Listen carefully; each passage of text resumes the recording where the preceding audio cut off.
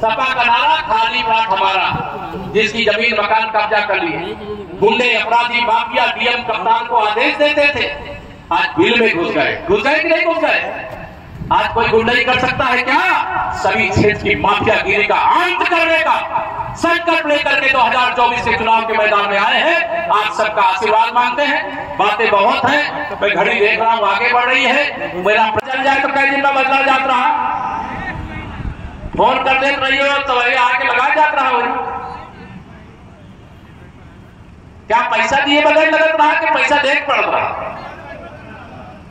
और तो समझ लो, जब भाजपा की सरकार नहीं थी, सपा बसपा वालों की सरकार थी, कांग्रेस वालों की सरकार थी, तब बिजली आती नहीं थी। और जब आप भी हरा रहे हैं, कमल का फूल खिला रहे हैं। जब 4 जून को रिजल्ट आएगा तो देखना, रायबरेली भी हमारा होगा और कन्नौज भी हमारा होगा। ये जो जोड़ी बनी है ना, ये 2017 में भी बनी थी। 2017 में समाजवादी पार्टी की सरकार थी, कांग्रेस से गठबंधन किया। हमारा सबसे पुराना गठबंधन एनडीए का अगर उत्तर प्रदेश में कोई है तो अपना दल। उस समय भाजपा और अपना दल गठबंधन, उस समय स्वदेव भारतीय समाज पार्टी भी हमारे साथ जुड़ी थी विधानसभा चुनाव। लेकिन जब 2014 का लोकसभा चुनाव हुआ था, तब उत्तर प्रदेश में हमारे 73 सांसद जीते थे। 2017 का विधानसभा चुनाव जब हुआ तो हमारे 325 विधायक आपने जिताने का काम किया था। 325। 2019 सपा बसपा ने गठबंधन कर लिया, तब भी भाजपा गठबंधन के प्रत्याशी के रूप में यहां से पकौड़ी लाल जी को आपने रिगार्ड वोटों से विजयी बना करके मोदी जी के सेना में शामिल होने के लिए भेजने का काम नहीं है जनता में। 2022 के विधानसभा चुनाव में बड़े बड़े दावे करने वाले, डींगे हाँकने वाले श्री अखिलेश यादव जी को आपने बता दिया, सोनभद्र हो चाहे मिर्जापुर हो चाहे बनारस हो, ये भाजपा का गढ़ है, भाजपा का गढ़ है, यूपी भाजपा का गढ़। आपने दूसरी बार उत्तर प्रदेश में भी भाजपा की सरकार बना दिया। श्री अखिलेश यादव जी और श्री राहुल गांधी जी हार का चौका लगा चुके हैं, 5वीं पराजय के द्वार पर खड़े, 5वीं पराजय के द्वार पर खड़े, और वो कह रहे हैं मोदी जी को प्रधानमंत्री कुर्सी से हटा देंगे। अच्छा बताओ, मोदी जी और राहुल गांधी जी कोई तुलना है क्या? बताओ, तुलना है क्या? राहुल गांधी जी देश चला सकते हैं क्या? 10 साल जब मनमोहन सिंह जी प्रधानमंत्री थे तो ये सुपर प्रधानमंत्री थे श्री राहुल गांधी। उस समय कुछ नहीं किए। इस समय कह रहे हैं आप मोदी जी को हटा दो, इंडी गठबंधन की सरकार बना दो, जो हम नहीं कर सके वो हम करेंगे। अरे 60 साल कांग्रेस ने देश में शासन किया, 600 साल पीछे मेरे देश को ले गए, भ्रष्टाचार के दलदल में देश को डुबो दिया। इस कांग्रेस को तो मैं भ्रष्टाचार के अम्मा की अम्मा कहता हूं। ये बेईमान पार्टी है। और समाजवादी पार्टी तो समाजवादी पार्टी बनाना इस 2024 के चुनाव में। मैं आप सबको अपील करके जा रहा हूं, निवेदन करके जा रहा हूं। मैं नारा लगाया करता हूं, विधानसभा में तो मेरा नारा रहता है 100 में 60% वोट हमारा, 40% में बंटवारा है, बंटवारे में भी हमारा है। लेकिन मोदी जी के लिए मैं नारा लगा सकता हूं कि 100 में से 80% वोट हमारा है, 20% में बंटवारा है और बंटवारे में भी हमारा है। बताओ है कि नहीं? बताओ, सब लोग हाथ रखा, बताओ है कि नहीं है? मोदी जी का कोई विरोध करता है क्या? कोई मोदी जी को तीसरी बार प्रधानमंत्री बनने से रोकना चाहता है क्या? ये नेता अखबार और टीवी में, सोशल मीडिया पे भले दिखाई दे, धरातल पर इनका कोई कार्यकर्ता काम करता है क्या? इनके साथ गुंडे, अपराधी, माफिया होंगे, जनता इनके साथ नहीं है। और जो हाल सोनभद्र का है, पूरे हिंदुस्तान का यही हाल। ये इंडी गठबंधन को कोई पूछने वाला नहीं है, ये सब आईसीयू में पड़े हैं। तरफ गुंडे, अपराधी, माफियाओं के साथी हैं, एक तरफ गरीबों के जीवन के दुखों को दूर करने के लिए लगातार 18 घंटे काम करने वाले 140 करोड़ देशवासियों को अपना परिवार मानने वाले विश्व के सबसे शक्तिशाली और गरीबों के सबसे बड़े हमदर्द नेता माननीय श्री नरेंद्र मोदी जी, ये सारे विरोधी दल के लोग मिलकर के जिसे इंडी गठबंधन बनाया, उसमें समाजवादी पार्टी भी है, उसमें कांग्रेस पार्टी भी है और बहुत सारी पार्टियां उसमें मिली हुई हैं। लेकिन वो सारे पार्टियों के लोग मिल करके उनसे पूछो तुम्हारा क्या लक्ष्य है। उनका लक्ष्य गरीब की भलाई नहीं है, किसानों की भलाई नहीं है, नौजवानों का उज्जवल भविष्य नहीं है, महिलाओं का सशक्तिकरण भी नहीं है। उनका लक्ष्य आत्मनिर्भर भारत बनाना भी नहीं है। उनका लक्ष्य ग्लोबल मैन्युफैक्चरिंग का हब भारत बने, यह भी नहीं है। उन सबका लक्ष्य है मोदी जी को प्रधानमंत्री की कुर्सी से हटाना। आप बताओ, मोदी जी को प्रधानमंत्री की कुर्सी से हटाने दोगे क्या? दोनों हाथ उठा बताओ, हटाने दोगे क्या? यह आपकी जिम्मेदारी है। अरे पता नहीं, आजादी के 70 साल बाद तो ऐसा नेता मिला है जो सबका साथ सबसे ज्यादा गरीबों का विकास कर रहा है, सबका साथ सबसे ज्यादा महिलाओं का विकास कर रहा है, सबका साथ सबसे ज्यादा आदिवासियों का विकास कर रहा है, ओबीसी का विकास कर रहा है, सबका साथ सबसे ज्यादा दलितों का विकास कर रहा है। और एक तरफ वह लोग हैं जो इनके विकास के मार्ग में बाधा बन रहे हैं। अच्छा बताओ, अगर मोदी जी देश के प्रधानमंत्री ना बनते तो जिन लोगों को प्रधानमंत्री आवास मिला है, जिनको झोपड़ी में रहना पड़ता था, कच्चे घर में रहना पड़ता था, उनको आवास मिलता क्या? दोनों हाथ में बताओ, मिलता क्या? मोदी जी के कारण से आपने भारतीय जनता पार्टी गठबंधन को जिताया और गरीबों के जीवन में ये जो खुशियों के पल आए हैं, अगर मोदी जी प्रधानमंत्री नहीं बनते तो अभी और 100 साल इंतजार करते, तब भी गरीब का पक्का घर नहीं बन सकता था, उनका पक्का आवास नहीं बन सकता था। मोदी जी ने एक जानकारी इकट्ठा की, विकसित भारत संकल्प यात्रा के माध्यम से। जब सपा बसपा कांग्रेस की मिली भगत वाली सरकार थी, इन लोगों ने सर्वे कराया था। उस सर्वे में बहुत सारे मेरे गरीब थे जिनको अमीर दिखा दिया गया और बहुत सारे अमीर थे जिनको गरीब दिखा दिया गया। किया गया है कि नहीं? ऐसा किया गया। मोदी जी ने सब पता लगा लिया कौन कौन गरीब ऐसा है जिसको अभी आवास देना है। मोदी जी ने कहा 4 जून को तीसरी बार प्रधानमंत्री बनने के बाद अभी 3 करोड़ लोग देश में ऐसे हैं जिनको प्रधानमंत्री आवास देने की जरूरत है, जिनको शौचालय देने की जरूरत है, जिनके दवाई का कार्ड बनाने की जरूरत है, राशन कार्ड बनाने की जरूरत है, नल से जल पहुंचाने की जरूरत है, बिजली लगाने की जरूरत है, गैस का कनेक्शन देने की जरूरत है। 4 जून को मोदी जी तीसरी बार प्रधानमंत्री बनेंगे तो 3 करोड़ प्रधानमंत्री आवास और बनाना शुरू करेंगे। कि आने वाले जब 29 वाला चुनाव आएगा तो कोई गरीब ऐसा नहीं होगा जिसका अपना घर नहीं होगा। माननीय नरेंद्र मोदी जी के नेतृत्व वाली सरकार पिछले 3 साल से प्रधानमंत्री गरीब कल्याण अन्न योजना का राशन वितरण कर रही है, फ्री में कि नहीं कर रहे? बताओ, दोनों हाथ उठा बताओ, कर रहे हैं कि नहीं कर रहे? मोदी जी ने कहा है तीसरी बार मोदी सरकार बनने के बाद यह राशन वितरण आगे 5 साल इसी प्रकार से और होता रहेगा। अब ये विपक्षी गठबंधन वाले, इनको तो इस बात का इंतजार है कि देश में कोई सोनभद्र में, कोई बुंदेलखंड में, कोई देश के किसी राज्य में भूख से मर जाए, लेकिन उनको ये मालूम नहीं है कि एक गरीब माँ बाप का बेटा, एक चाय बेचने वाले का बेटा, एक पिछड़ी जाति में पैदा होने वाले का बेटा देश का प्रधानमंत्री बना है और उसे गरीबों का दर्द मालूम है। वो कोई सोने और चांदी का चम्मच लेकर के पैदा नहीं हुए। जब वो पैदा हुए थे तो उनका घर भी कच्चा बना हुआ था, उनके घर में भी शौचालय नहीं था, उनके घर में कोई बीमार हो जाए तो इलाज का पैसा नहीं था, उनके घर में भी बिजली नहीं लगी थी, उनके घर में भी गैस चूल्हा और सिलेंडर नहीं था।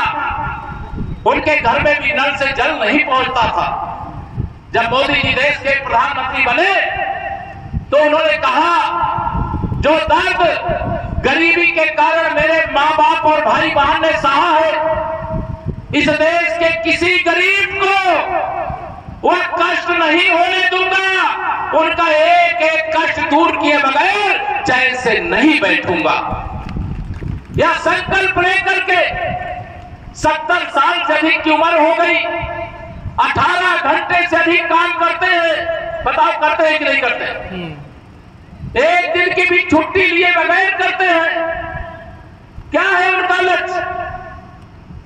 क्यों करते हैं? वो चाहते हैं कि भारत दुनिया में नंबर 1 बन जाए, भारत का गरीब आदमी भी अमीर बन जाए, भारत के अंदर कोई भूखा ना रहे, भारत के अंदर किसी भी क्षेत्र में माफिया ना रहे, अपराधी ना रहे, भ्रष्टाचारी ना रहे। उसके लिए वो बड़े बड़े कड़े कदम उठाए हैं। मोदी जी ने कहा है 10 साल का जो मेरा कार्यकाल है वो तो ट्रेलर है, असली पिक्चर तो 4 जून के बाद दिखाई जाएगी। 4 जून के बाद। अब ये विरोधी बड़े घबराए हुए हैं कि मोदी जी 4 जून के बाद कौन सी पिक्चर दिखाएंगे। तो मोदी जी ने तो कहा है, न खाऊंगा, आगे मालूम है, न खाऊंगा न खाने दूंगा, और जिसने भी मेरे देश को, मेरे देश के गरीबों को, किसानों को लूट करके खाया है, पाई पाई वसूल करके देश के और गरीब की भलाई में लगा दूंगा। अब जो जमानत पर है वो भी डरे हुए हैं, और जो जमानत पर नहीं है, घोटाला किए हैं, वो भी डरे हुए हैं। उनको लगता है कि मोदी जी गरीबों का शोषण करने वालों को छोड़ेंगे नहीं। पहले उनके पास गुंडों, अपराधियों, माफियाओं की ताकत थी, लेकिन एक तराजू पे गुंडों, अपराधियों, माफियाओं, दंगाइयों, भ्रष्टाचारियों को बैठा दो, दूसरे तराजू पर गरीबों को बैठा दो, किसानों को बैठा दो, नौजवानों को बैठा दो, माताओं बहनों को बैठा दो। ये गुंडे, अपराधी, माफिया, दंगाई, भ्रष्टाचारी कहीं टिकेंगे क्या? बताओ टिकेंगे क्या? दोनों हाथ रख बताओ, टिकेंगे क्या? ये घोटालेबाज लोग हैं। यहाँ बहुत सारे किसान बैठे होंगे जिनको मोदी जी दिल्ली से 2-2 हजार की 3 किस्त भेजते हैं, साल में 6,000 भेजते हैं कि नहीं भेजते हैं?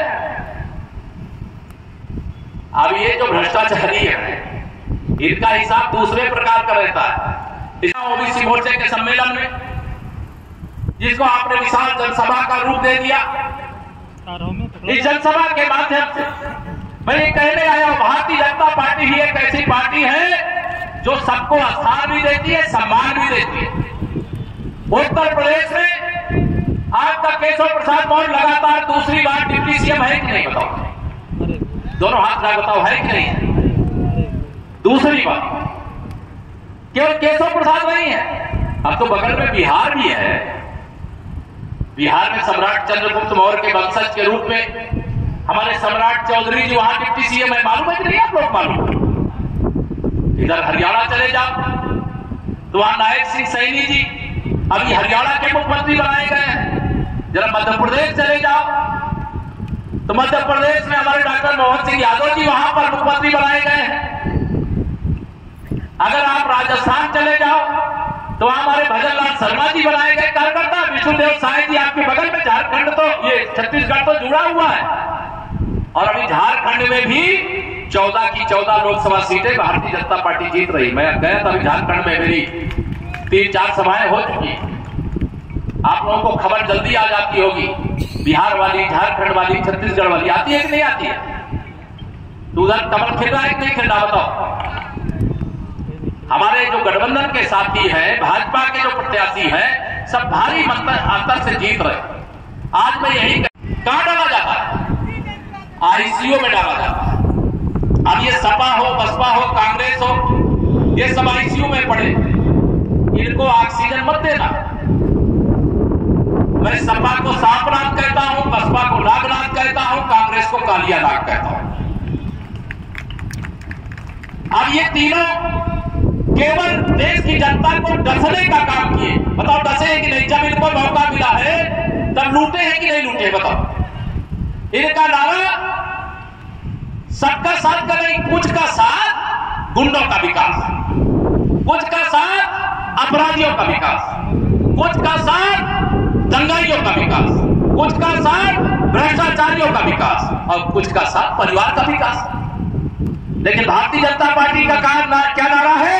सबका साथ, जोर से बोलो, सबका साथ, सबका साथ, सबका विकास। मैं आप सब लोगों से यहां पर, जब देश में कांग्रेस की सरकार थी, उनके प्रधानमंत्री जी संसद में खड़े होकर के कहते थे, हम दिल्ली से 1 रुपया भेजते हैं तो जिसके पास भेजते हैं 15 पैसा पहुंचता है। मालूम है किसी को कि नहीं मालूम है? काफी लोग मालूम। लेकिन मोदी जी ने देश में 52 करोड़ गरीबों का खाता खोला है प्रधानमंत्री बनने के बाद, और 34 लाख करोड़ रुपया 10 साल में लोगों को भेजा है, और पूरा 34 लाख करोड़ रुपया पहुंचा, पूरा 34 लाख करोड़।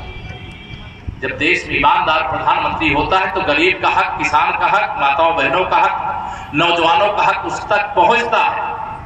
आप बताओ जरा मुझे, सोनभद्र वालों, घोरावल वालों, भाजपा की सरकार आने से पहले बिजली का 1 घंटा आवत नहीं, बताओ जरा, याद है कुछ? सब भूल गए। क्या घंटा आती थी? रायबरेली पिछली बार हार गए थे, इस बार रायबरेली में कमल खिला रहे हैं और श्री राहुल गांधी जी को बहुत सम्मान के साथ हरा रहे हैं। अभी आपने बच्चियों को काला नाक कहा, कालिया नाक, इसमें तथ्य क्या है? इसका यही है कि ये सब समाज को के लुटेरे हैं, समाज को डसने वाले हैं, समाज को नुकसान पहुंचाने वाले हैं, गरीबों का शोषण करने वाले हैं, किसानों का शोषण करने वाले हैं, पत्रकारों का शोषण करने वाले हैं। अखिलेश यादव का कहना है कि यूपी में 80 सीट हम निकालने जा रहे हैं, जिसमें 79 सीट हमारी कंफर्म है। पत्रकार साथी हो, एक 2014 में उन्होंने क्या कहा था? कहा था 60 से अधिक सांसद उनके जीत रहे हैं। कितने जीते? 5 लोग। 2017 में उन्होंने कहा था 300 पार के साथ फिर सरकार बनाएंगे। कितने जीते? 47 जीते। 2019 में बुआ से गठबंधन कर लिया। कितने जीते? फिर 5 में सिमट करके रह गए। 2022 में कहे 400 से अधिक विधायक जीत रहे, 100 पार करते करते हाँफने लगे। 4 चुनाव में हार का चौका लगा चुके हैं। श्री अखिलेश यादव जी की समाजवादी पार्टी समाप्तवादी पार्टी होने जा रही है, और उनकी जो सपा की साइकिल है उसके उर्जे पुर्जे खोल करके मैंने अपने जिला अध्यक्ष को कहा है कि उसको पार्सल करवा देंगे, खोल करके ठीक से पैकिंग करा करके, क्योंकि अब सपा की जरूरत नहीं। सपा गुंडों, अपराधियों, माफियाओं, दंगाइयों, भ्रष्टाचारियों को पैदा करने की फैक्ट्री है। उस फैक्ट्री को जनता ने सदा सदा के लिए उत्तर प्रदेश से उखाड़ करके फेंक दिया है और उत्तर प्रदेश को सपा से बचा लिया, और भाजपा को सुशासन के लिए, सुरक्षा के लिए, विकास के लिए जिम्मेदारी सौंपी है। तो भारतीय जनता पार्टी हमारे गठबंधन के साथ उत्तर प्रदेश की जनता की शानदार सेवा कर रहे हैं और 4 चुनाव जीत रहे हैं, जीत चुके हैं, 5वां जीत रहे हैं। केवल 80 निकाल पाएंगे, पूरा केवल 80 निकाल नहीं। हम आपसे दिक्कत नहीं है, हो चुके हैं एनडीए के साथ, और अंतिम चरण 1 जून को जब सोनभद्र के लिए मतदान होगा तो आपको यह खबर आएगी, सोनभद्र से सहारनपुर तक, गाजियाबाद से गाजीपुर तक, चारों तरफ कमल खिल गया है भाजपा गठबंधन की। रोजगार के अफवाह लगाएंगे। ये मैन्युफैक्चरिंग का ग्लोबल हब हिंदुस्तान बनेगा, हिंदुस्तान में उत्तर प्रदेश बनेगा। मोदी जी के नेतृत्व में दुनिया में हमारी अर्थव्यवस्था 3रे नंबर की बनेगी और भारत दुनिया का नेतृत्व करेगा। धन्यवाद।